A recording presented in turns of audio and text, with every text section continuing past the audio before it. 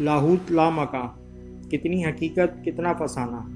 بلوچستان کے ضلع خضدار کے علاقے وڈ میں ایک اہم زیارت گاہ لاہوت لامکاں کہلاتی ہے۔ اس جگہ کے بارے میں مقامی روایات ہیں کہ کائنات میں سب سے پہلے یہی مقام تخلیق کیا گیا تھا، اور کچھ اور مقامی روایات کے مطابق حضرت آدم علیہ السلام کو بھی اسی جگہ اتارا گیا تھا، جبکہ ایک روایات کے مطابق ان کو سری لنکا کے ایک پہاڑ پر اتارا گیا تھا جہاں ان کے قدم کا نشان آج بھی موجود ہے۔ واللہ عالم۔ لاہوت لامکاں کے بارے میں عجیب و غریب روایات موجود ہیں، جس کی وجہ سے عجائبات عالم میں دلچسپی لینے والے ہزاروں لوگ ہر سال یہاں دشوار گزار راستہ طے کر کے آتے ہیں۔ کراچی سے ہب کے راستے بلوچستان جاتے اس سلسلے کا پہلا پڑاؤ محبت فقیر کے مزار پر ہوتا ہے۔ ان کے بارے میں روایت ہے کہ یہ حضرت علی کے غلام تھے۔ واللہ عالم۔ پھر اگلا پڑاؤ قدم گاہ پر ہوتا ہے، جس کے بارے میں بیان کیا جاتا ہے کہ یہاں حضرت علی کے پاؤں کے نشانات ہیں۔ شاہ بلاول نورانی کا مزار یہاں سے نزدیک ہی ہے۔ اس کے نزدیک ہی ایک مسجد بھی موجود ہے، جس کے بارے میں کہا جاتا ہے کہ اس کو کسی نے تخلیق نہیں کیا، یہ خود ہی وجود میں آئی ہے۔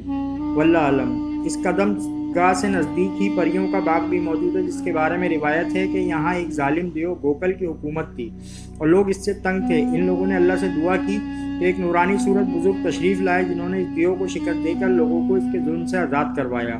اس پہاڑی علاقے پر جا بجا ایسے نشانات موجود ہیں جس سے بھاگتے قدموں کے نشانات اور خراشوں اور لڑائیوں کے نشانات واضح ہیں۔ واللہ عالم۔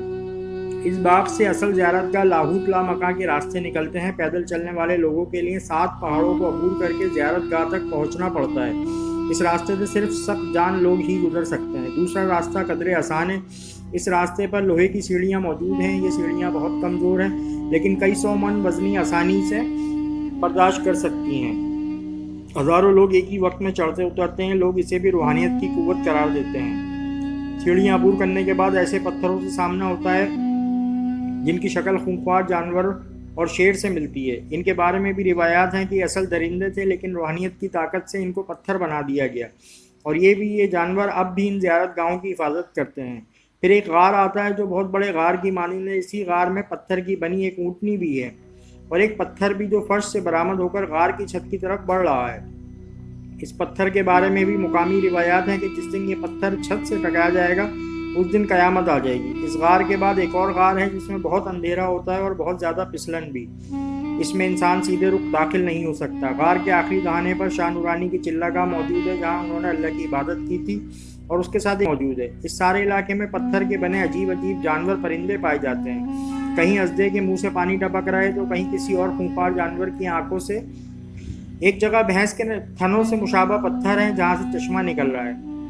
معلوم تو ایسا ہوتا ہے کہ یہاں پر بھی کوئی قدیم بت پرست قوم آباد تھی جنہوں نے یہ سب کچھ اپنے ہاتھوں سے تخلیق کیا ہے، لیکن اس کے بارے میں تاریخ خاموش ہے۔ صرف مقامی روایات ہی موجود ہیں، جبکہ مقامی روایات کے مطابق یہ کسی روحانی قوت کی وجہ سے اصل جانور بت بن گئے تھے۔ باقی ان روایات میں کتنی حقیقت ہے اور کتنا فسانہ، تصدیق نہایت ہی مشکل ہے۔ واللہ عالم۔